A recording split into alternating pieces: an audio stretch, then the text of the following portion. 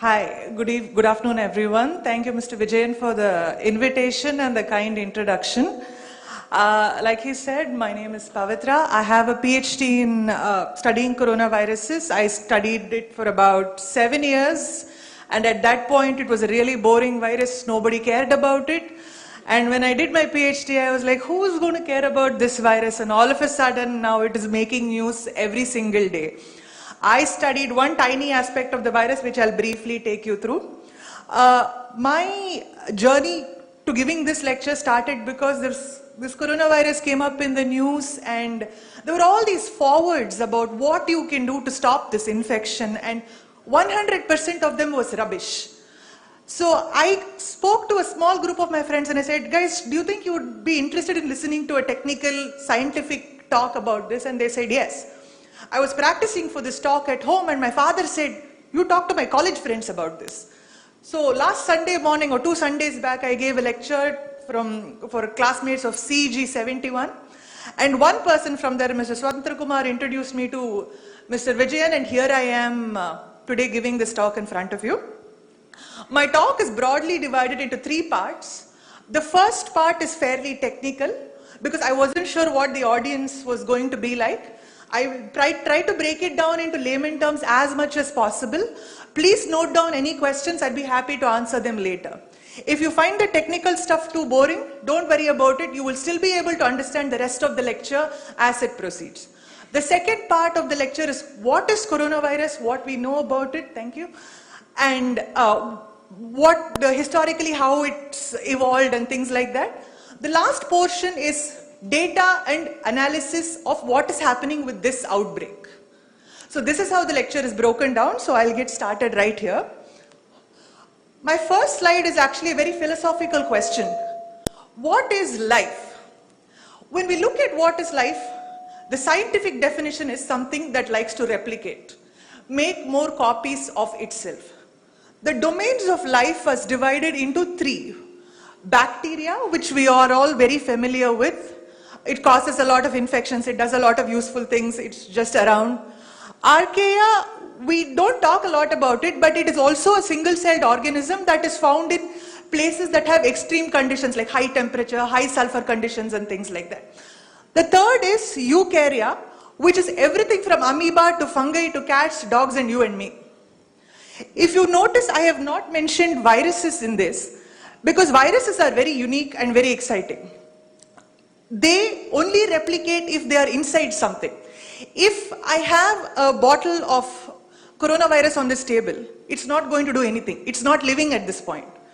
But if it is getting into the host into which it can multiply, that is, if it can infect something, then it becomes living. So viruses are a very unique branch of life under a somewhat shady definition, if you want to call it that. Now, the other aspect you need to remember is there is something called the central dogma of life. Every life follows this flow chart. We have our DNA, all of us have it in our cells. It's a very popular term that everybody knows. So that is basically when you go to an architect, if I break it down, the architect, you go tell them what you want, they'll give you a big drawing with a house, clouds, tree, windows, doors and everything. It contains a lot of information. That is our DNA. But then you cannot build anything with that rendering. The architect has to give you the electrical drawing, the plumbing lines, where the switch points are, where the floor is. That's what your RNA is. It only has the succinct information that's needed for building. So the mRNA is only containing information that is important. It doesn't have any of the frill details. So every cell has DNA which is converted to RNA, and then the contractor builds the structure, and that is the protein. So protein is what we are all made of. So this is what happens in life, all life. Again, viruses are very interesting, especially coronaviruses. They have no DNA. In their life cycle, they don't see DNA at all. It is what is called an RNA virus. The virus carries exactly what the information it needs to make more copies of its own. Carrying DNA and then carrying RNA is too much for it, so it only carries RNA. This is what makes, one of the things that makes coronavirus quite interesting. This is what a schematic of coronavirus looks like. So this ball-shaped structure is the envelope, or it's the bag. Inside is the RNA. It's stabilized by one protein called N, which is called nucleocapsid. Basically, it binds the RNA and stabilizes it. Then in the bag, the envelope, there are multiple proteins. You see these big ones? They are called spike proteins. If you can imagine, it looks like a crown around the virus. In Latin, for crown is corona. That's why this virus is called a coronavirus. This is an electron micrograph of SARS coronavirus that I took in 2008. So this is what it looks like, beautiful. Here is the envelope, here is the inside, here is the spike protein all around it. I actually studied this tiny little protein called envelope protein, which really does nothing because if you remove it from the virus still survives. So anyway, what the coronavirus does is, like I said, you have what is called cellular mRNA. A cell has DNA, then you have mRNA, which is what is used to make the protein. The genome of coronavirus looks exactly like an mRNA. That's what makes it very exciting. What happens is, the spike protein, which we saw that looks like the crown, binds to molecules on a cell surface. There are many molecules on a cell surface that the cell needs for its own function. There is no molecule on any cell surface that is only available for a virus infection. These molecules on cell surface can serve many purposes. Can be a signaling molecule, can be a transport molecule. We don't know what it could be. This spike protein will bind one of these molecules, and then the cell will take that virus in thinking something has come, using the cellular process itself. And once the virus enters the cell, you see the genome looks exactly like the mRNA. So the cellular machinery will simply think, oh, here is one more mRNA, let me make all the proteins. So the cellular mRNA, the cellular protein translation mechanism will make all the proteins that are needed to make the virus. And this virus will assemble in what is called the ER-Golgi intermediate compartment. Again, very technical. If you don't understand, don't worry about it. But the people that know these terms will know what I'm referring to. ER is where the proteins are synthesized. Ergic is the region where the proteins are matured. Golgi and the exocytic process is how the viruses are released from the cell. And once the virus is released from the cell, it goes and infects the next cell. So this is what the virus life cycle looks like. Now, coronaviruses have been known from the 1950s. 1950s was a very interesting time for virology because electron microscopy was doing really well at that point, and people learned how to stain biological molecules. You stain biological molecules by adding heavy metals like uranium to it and stabilize them and freezing them. So what they did was they would take any infectious sample, phlegm, earwax, blood, nose, urine, sputum, semen, anything, and then stain it and look under the electron microscope. So this is how they came across a lot of viruses, and we have coronaviruses infecting a whole range of animals and humans. We have them infecting pigs, dogs, rabbits, mouse, chicken, turkey, camels, any of them. So you can find a coronavirus infecting any host. And they cause a variety of infections. It doesn't always have to be respiratory. In humans, it predominantly seems like most of the coronaviruses cause respiratory infections. In animals, you have infections that are enteric, that is, the animals will get loose motion and they will dehydrate and they will die. So if there is someone that has a chicken farm or a pig farm, they tell you to maintain high standards, because if the chicken or the pigs get any of these viruses, your entire farm can be wiped out. The same with mice as well, and you can have liver-based infection as well. Sometimes the infections can even be neurologic. The rabbit coronavirus is actually really sad. You can see the virus infecting the animal, and the animal will slowly become more and more paralyzed and it will die because it can no longer breathe. Now, there are a lot of notable human coronavirus infections. Just by a show of hand, before the SARS coronavirus that came in 2002, how many of you have heard of a coronavirus? Just one maybe? One, yeah, I know your background. Actually, 30%, 1 in 3 common cold is caused by a coronavirus. For the majority of the time, it causes very flu-like symptoms, very cold and cough symptoms. The doctor will say it's a viral antibiotic. That's what it causes. In fact, all these coronaviruses have been discovered in the last 20 years. NL63 was in Netherlands, HCOV2290 was South America, OC43 I think was Europe, HKU1 was Hong Kong, and then we of course know SARS that came out of China, and then we have MERS that came out of Middle East. And for the most part, if you see, we have been able to trace the origin to an intermediate or a primary natural host. For some reason, mice and bats carry a lot of coronaviruses without showing any symptoms, without actually having any infection. And how we think these infections happen is, it's only by chance. Everybody says, oh, China, they're eating all these animals, that's why we get these infections. It's not actually the case because they just happen to have a lot more exposure to it. If you think about it, we had a Nipah virus outbreak 2.5 years back. Doesn't mean we were eating bats. We were just exposed to it, and by chance the virus was able to go from the animal to the human and mutate from the human to human transmission was possible. So we don't know, we think the primary host for this new coronavirus, SARS coronavirus 2, was bats. We don't know if there is an intermediate host just yet. So this is the technical parts of the coronavirus. Now we'll talk about the epidemic. This virus is now called SARS coronavirus 2. I will not be referring to it by any other name. It started in this province, Wuhan in China.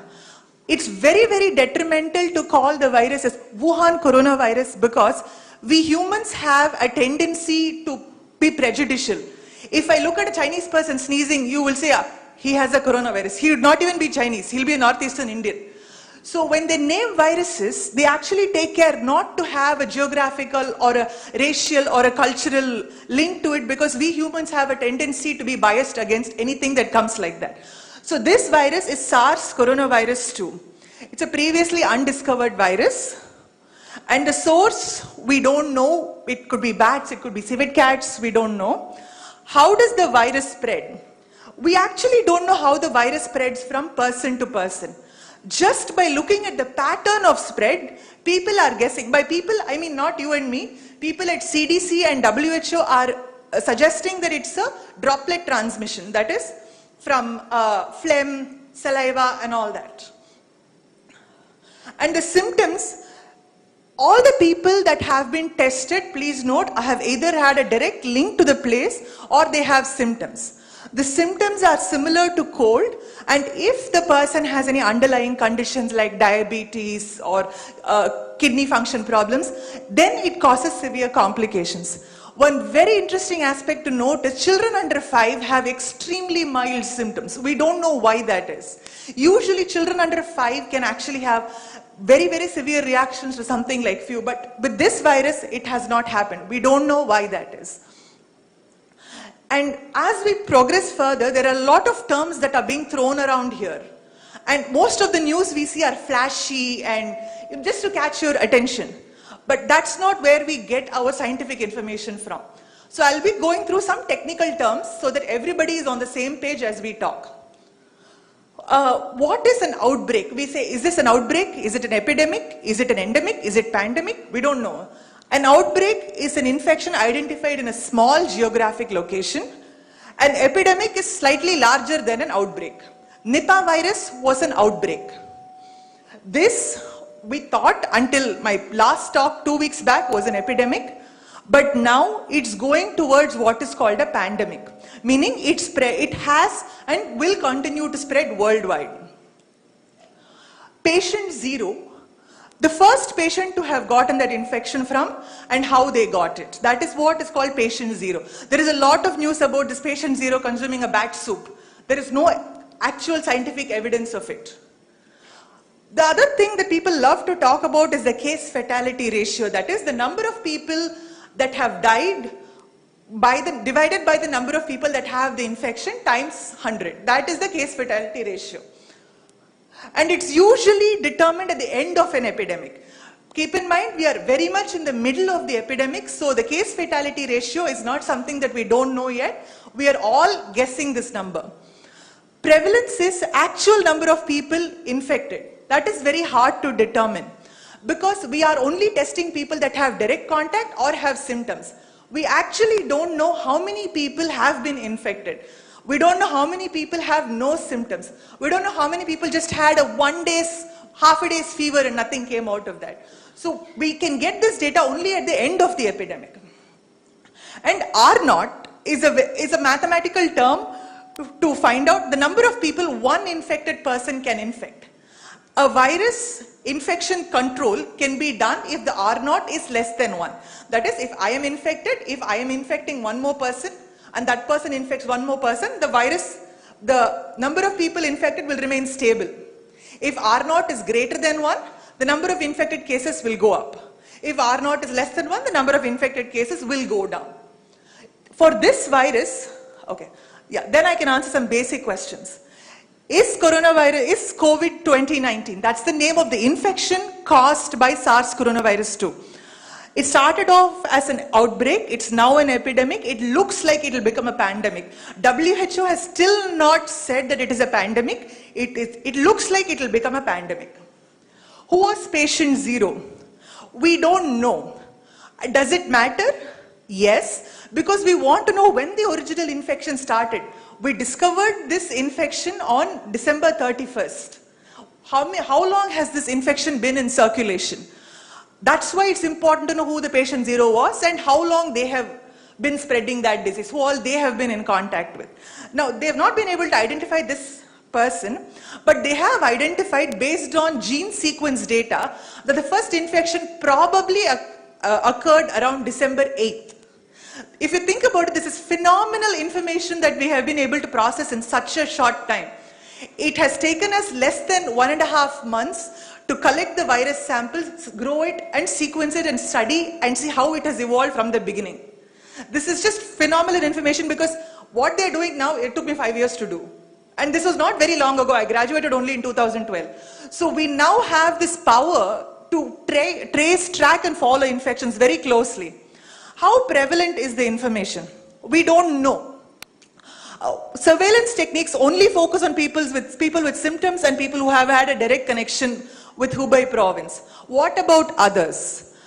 The only way we can get the sample is, for example, people have been evacuated by other countries. In those people, they test everybody. They test everybody to see whether they have the virus or not.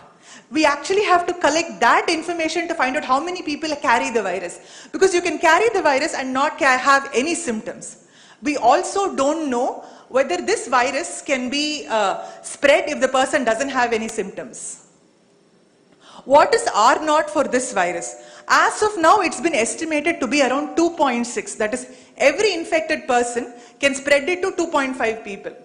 Just to compare, the flu virus spreads about, R0 is a little over 1. It's not exactly 1, it's a little over 1. That's why the infection continues to happen. Before the polio vaccine was invented, R0 for polio was 6. That's why polio was so prevalent. Now, some of the facts are, this was a map that CDC had put up day before yesterday. It's outdated now. 50 countries were infected. 50 countries had cases with infection. And these were the number of cases. The bigger the dot is, the more number of cases there are. This morning, I was like, let me just refresh my information and see if it's correct. And WHO has updated yesterday, one more country has been added to this. This is very interesting because the new country added was Nigeria. And there's an Italian patient there, there's a person of Italian origin who has been infected. What is more interesting is we actually don't know if this person has had any contact with anybody that has been in the Hubei province. So we don't know how he got the infection. Did he travel before this happened? How long was the incubation time? We don't know any of these. Now, WHO has called it a public health emergency of international concern, which means it's inviting governments from everywhere to collaborate and contain this infection. As of yesterday, this is the count, 83,652 people have been confirmed as infected according to current surveillance. The total number of deaths directly attributed to COVID 2019 is 3,038, and the estimated case fatality rate, like I said, based on just these two numbers, it's 3.6%. Before we all panic and think, oh my God, this is scary, so many people have died, just think about it. There has always been periodic coronavirus outbreaks. The last 20 years, I've just shown you 6 coronavirus outbreaks. And this is the first time we're able to detect, diagnose, track, treat, and prevent. If at all, we are at the best time to be able to control this infection. If you see MERS, which came out in 2012, I think, it's a 34.1% mortality rate. That is the current number, it's not estimated. SARS itself was 10%. So you may ask, how are they able to control those infections, but this seems to be spreading? This took 9 months to control. Even now we get few cases of this. It's not fully controllable. And SARS was very easy to control because people were only spreading the infection when they had symptoms. So it is very easy to isolate and keep them. This is still a challenge for this virus. So when you come to see what can you do about it, what are the facts? There is no vaccine and there is no approved medications to treat it.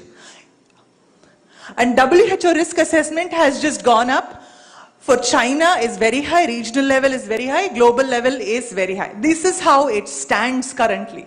This is not to say that you should panic or not panic. This is just the fact of the matter. Things that don't work. None of these work. You cannot take antibiotics for a viral infection. Garlic soap is great, but it's not going to do anything for you. Homeopathy, Unani doesn't work. Please don't take arsenic tablets because arsenic will kill the viral infection, but it will kill the viral infection by killing you. Arsenic is extremely poisonous. Please don't consume feces of any animal. It's not going to help you. And WhatsApp is not a reliable source. So what should you do? Non-pharmaceutical interventions would be the most important strategy. Non-pharmaceutical intervention sounds very fancy. It's actually what we always know. Living in India, say namaste. Shaking hands is one of the worst ways that we can transmit disease from one person to another. If you can avoid crowds, avoid crowds. Wash your hands. Nothing will prevent infections as compared to washing your hands. We actually touch our face about 20 times per minute without realizing. That is one of the fastest way to get an infection because we have mucosal tissue in our eye, nose, mouth, everywhere. So it's very easy to catch an infection that way. Wash your hands, keep your hands clean, try not to touch your face. Avoid unnecessary travel plans and crowds. I was just joking to Govindarajan sir that maybe we shouldn't be gathered here because it's a crowded room with closely circulating air. But we are probably okay. If you are wearing a mask, the blue surgical mask does nothing. It just makes you uncomfortable. If you want to wear a mask to prevent an infection, wear an N95 respirator. Learn to use it properly. N95 respirators make you extremely uncomfortable. So if you're going to be removing, putting it, you might as well not wear it. If you have symptoms, go to a doctor and get treated. Be aware that living in India, you're more likely to be exposed to diseases like malaria, dengue and flu through the rest of the year. And those are extremely scary infections as well. Please don't panic about one infection that we don't know much about. Get your information from reliable sources. WHO.int and cdc.gov are some of the best websites you can go to. It sounds very technical and fancy, but all their write-ups are extremely simple. Every layperson can understand what's on those websites. What about the future? So this talk is very interesting because I've given 3 talks. On each of these talks, I've been talking about a different future. The first talk, I thought it'll probably die down soon, which doesn't look like it's happening. It might become seasonal like the flu, which it might, we don't know. Right now, it's still colder in a lot of the places and air droplet infections do spread During colder weather, because the air is drier, droplets hang in the air for a long time and go from one person to another. So we'll just have to see this. COVID-19 becomes a pandemic. Now it looks like we're very close to COVID becoming a pandemic because so many countries are having it, and we just have to accept that it is spreading worldwide. And that's it.